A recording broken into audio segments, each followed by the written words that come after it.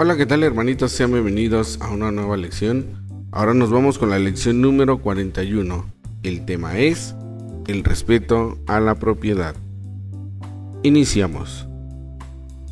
Antecedentes. La primera manifestación del derecho de propiedad la encontramos ya desde el primer capítulo del Génesis, donde Dios, en una de las muchas figuras expresadas en los sagrados libros, aparece que el Creador cede su derecho absoluto de dominio al hombre, para que éste convierta en perseverancia suya la creación, con derecho de disfrutarlo.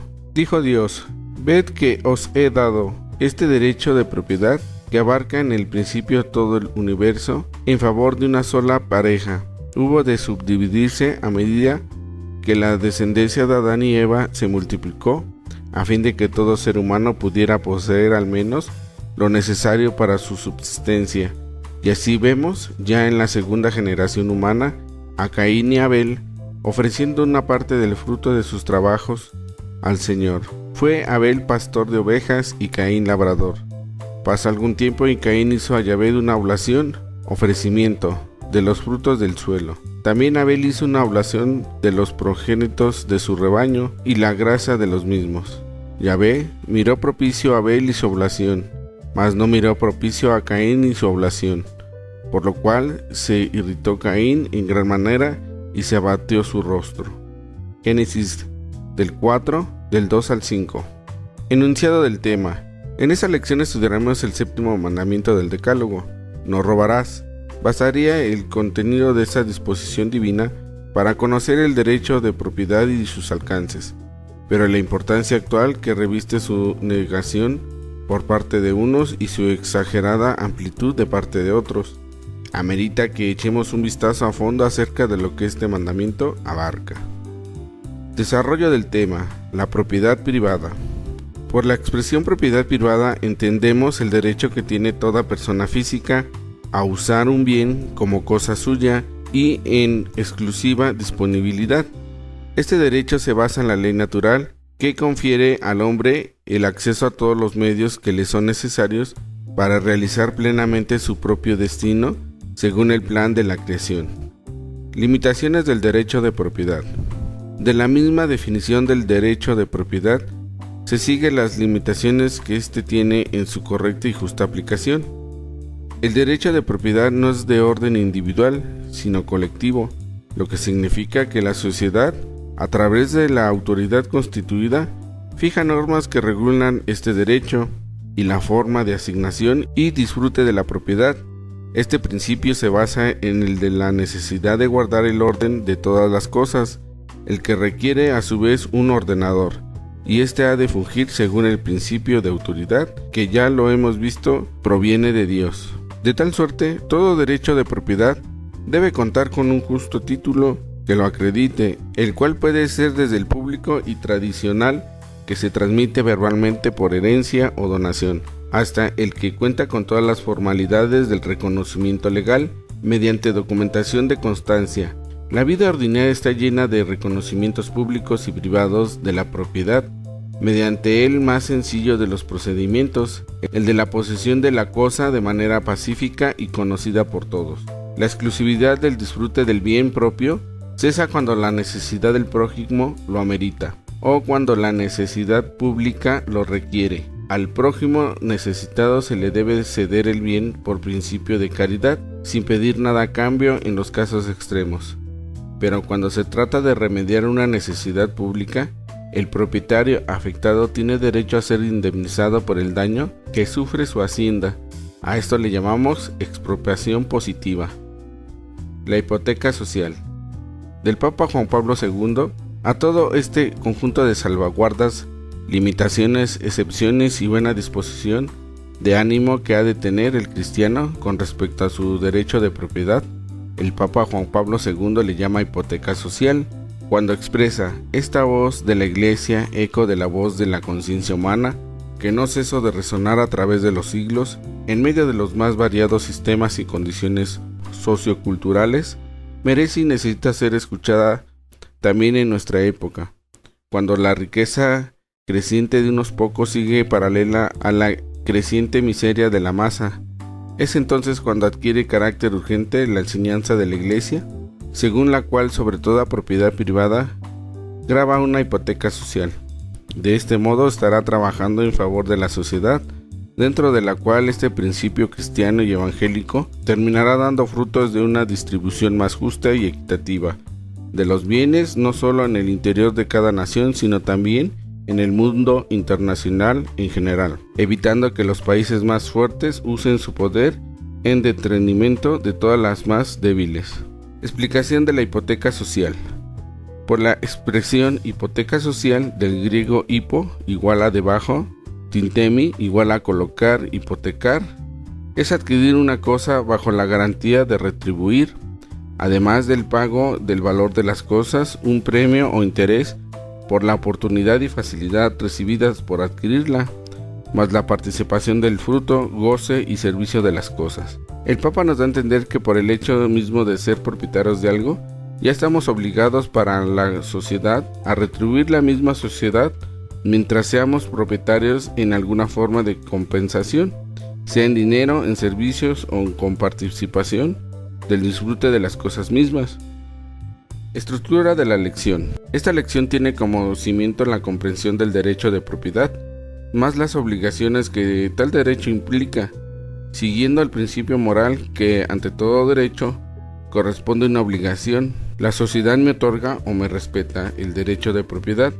Yo debo corresponder con una obligación a la misma sociedad, satisfactoria en la forma y la medida debidas. Cuando hemos entendido bien esto, nos hallamos en posibilidad plena de entender las transgresiones al mismo derecho de propiedad y por tanto al sentido del séptimo mandamiento: no robarás. Principio de justicia. Este mandamiento tiene como principio elemental la virtud de la justicia, dar a cada quien lo que es suyo y, en otras palabras, respetar el derecho de los demás, que abarca el derecho de la vida, el derecho a la fama, el derecho a la dignidad y el derecho a la propiedad. Los tres primeros ya los estudiamos en 2 lecciones precedentes. Ahora vemos el cuarto derecho: 3 formas de transgresión. Se trata este precepto por 3 maneras fundamentales, que en términos generales se resume en esto: tomar o retener el bien ajeno contra la voluntad de su dueño o causarle perjuicio en sus bienes. El robo, que consiste en tomar cosas de otros sin contar con su consentimiento. La injusta detención, consiste en retener la cosa contra la voluntad de su dueño y sin razón justificante para hacerlo. El daño injusto de bienes, consiste en perjudicar al prójimo en su propiedad, sea voluntaria o involuntariamente, sin llevar a cabo la reparación correspondiente. Las formas de robo. El robo puede realizarse con consentimiento o desconocimiento del propietario, con aceptación forzada o por engaño abusando de su ignorancia. Hurto es el despojo hecho a escondidas del dueño. Rapiña es el despojo hecho ante el propietario y con violencia. Aceptación forzada es el robo hecho mediante amenaza, velada o no de causarle males mayores. Fraude es el robo hecho por engaño aprovechando el descuido y su ignorancia en la calidad, cantidad y estado de las mercancías y en las cláusulas ventajosas o de sentido confuso en los contratos. Usura es exigir por una cantidad en préstamo un interés excesivo aprovechando la necesidad, entusiasmo o ignorancia. Se falta por injusticia detención, llamada estafa, por pago rehusado de deudas vencidas y simplemente por hacer alargarse el plazo estipulado, por no devolver el depósito confiado bajo custodia, por retener, es parte o totalmente la herencia o legado cuando se albacea o el administrador con conocimiento o desconocimiento del legítimo beneficiario, pero aún así se diversifica en favor de otro beneficiario falso de herencia, legado o administración, por sustraer mediante engaño en las cuentas con gastos ficticios, falsos rendimientos, créditos perdidos, etc. en las asociaciones, por guardar una cosa encontrada sin averiguar quién es el dueño para hacerle la devolución, o bien no devolver a sabiendas de saber quién es el dueño, aprovechando que él ignora que ha sido encontrada. El daño injusto puede darse por destrucción, deterioro o devaluación del bien ajeno, voluntario o involuntariamente cometido, por detrimento de su hacienda, por actos difamatorios, que perjudiquen económicamente a alguien en sus ingresos, sea por pérdida de empleo, de crédito bancario, industrial o comercial, o cualquier otra persecución semejante, por descuido del cometido profesional. Cuando los asuntos encomendados son atendidos con desidia o desinterés, causando perjuicios económicos al cliente, lo sepa o no. Gravedad de materia. Desde luego, la gravedad de la falta está en razón directa del valor de lo robado o retenido, o de la pérdida ocasionada en la economía ajena. En caso de que se trate de más de una falta contra la misma persona, la gravedad debe apreciarse de manera acumulativa, de suerte que varias menores pueden llegar a constituir una grave falta. Causas excusantes del robo. Son dos las justificaciones que pueden hacer que el robo no llegue a constituir falta alguna: la extrema necesidad de quien roba frente a la ninguna necesidad del robado. En tal caso, el que roba queda obligado a resarcir lo robado cuando una mejor situación económica se lo permita, siempre que no implique el descubrimiento de la falta sin necesidad. La compensación oculta. Cuando ciertamente existe perjuicio económico por cualquiera de los modos vistos y la única forma de resarcirse sea por el camino oculto. De esta misma forma puede compensarse el empleado mal pagado, siempre que existan dos justificantes: o el patrón exige mayor trabajo o tiempo de servicio que los estipulados en el contrato laboral, o que el patrón pague salario injusto, salario de la necesidad que el empleado tiene del trabajo y su dificultad para conseguir otro. En estos casos, es de absoluta necesidad el consejo y guía de la persona de calidad. Exigencia en la devolución. Este mandamiento implica para el perdón de la falta la devolución, pago o compensación de lo robado o del perjuicio ocasionado, en la medida de ello fuera posible, con consentimiento o no de la víctima, según el caso. En esto se ha asentado el principio, devolución o condenación, que se contrae a las posibilidades prudenciales de cada caso. Cooperadores de la falta. 3 son los casos en que puede verse complicado un individuo por la falta de otro: el que sabiendo lo calla, el que pudiendo no estorba el daño, el que participa del fruto de la transgresión, quedando así asociado a la responsabilidad. Los que gobiernan los estados, por sí y por quienes por ellos son mandados, quedan sujetos en lo personal a este mandamiento, y sus subordinados pueden caer en el delito de asociación, salvo que el peligro de perjuicio personal, como pérdida del empleo o represalias de otra índole, le impidan evitarlo, estorbarlo o denunciarlo, como es común que suceda. Los grupos que gobiernan los estados y en general todo el equipo de administración pública, aparte de la responsabilidad como persona física que toca a cada uno de sus miembros, están obligados como persona moral en este mandamiento, debiendo la propiedad pública a ellos encomendada y la propiedad privada de cada ciudadano, cuidando en particular cubrir con el erario público el daño ocasionado por la expropiación del beneficiario público. Sistemas económicos.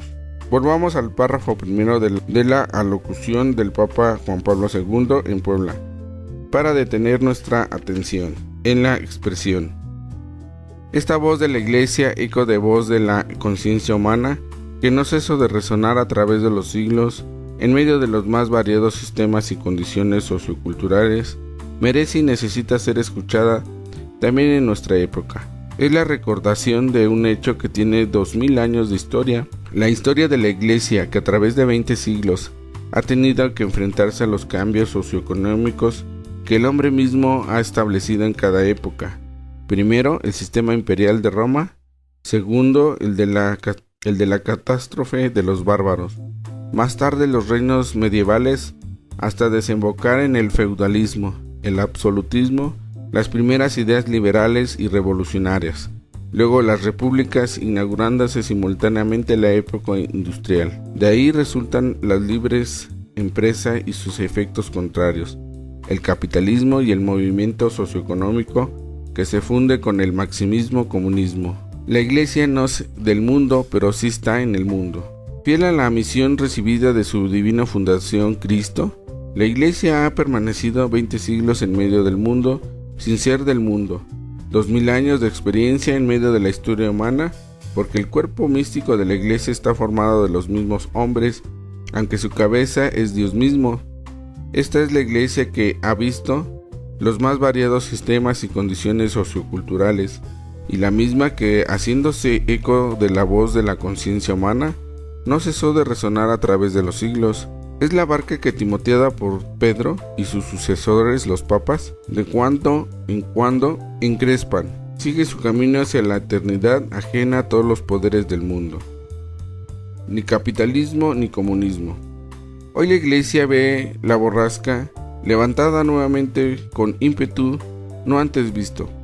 El capitalismo y el comunismo aparecen en el mundo casi simultáneamente, como dos sistemas económicos en el que el segundo quiere ser la reacción provocada por el primero. Si el capitalismo se entiende como fruto directo de la industrialización, en que los industriales amasan grandes fortunas a costa de la explotación de los obreros, unos cuantos enriqueciéndose por el esfuerzo de muchos, el comunismo quiere ser el reivindicador de los derechos del trabajador, prometiendo un fruto de satisfactores distribuidos equitativamente en un mundo en que no habrá pobres ni ricos, pues el principio será: cada quien producirá de acuerdo con sus capacidades y consumirá según sus necesidades.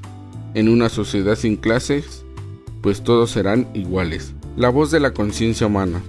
De esta manera, la Iglesia, a la que ya se tocó llamar la atención a la humanidad sobre las desviaciones de la justicia socioeconómica, nuevamente levanta la voz, precisamente en orden del séptimo mandamiento: no robarás. Por tanto, el capitalismo como comunismo son nefandas maneras de violarlo, aquel de manera más abierta y este solapadamente, bajo el cariz de un sutil sofisma razonamiento que parece correcto, pero realmente falso, por el que se busca el engaño. Basa el comunismo de su justicia social en la desaparición del egoísmo humano por las solas virtudes cívicas y el negando la existencia de Dios y la acción de la gracia. Quiere hacer creer en las nuevas generaciones y en toda la igualdad ante los hombres. Será abrazada por todos aquellos a una, dejando atrás el egoísmo capitalista como situación irrepetible.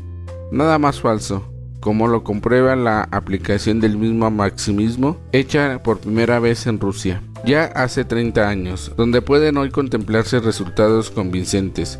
Una nueva generación de privilegiados estilo capitalista y separados por un abismo económico, la inmensa masa de desheredados por lo que pertenecen al régimen económico, dando demostración contundente de que el egoísmo humano seguirá operando como factor de explotación, y que el séptimo mandamiento, no robarás, es tal cual como el principio, acaso más urgente, por cuanto los méritos del robo se han refinado. Conclusión. La Iglesia sigue hablando. Estos nuevos sistemas económicos, capitalismo y comunismo, con muchos más injustos que todos los anteriores, han sido condenados por igual en la voz de los papas.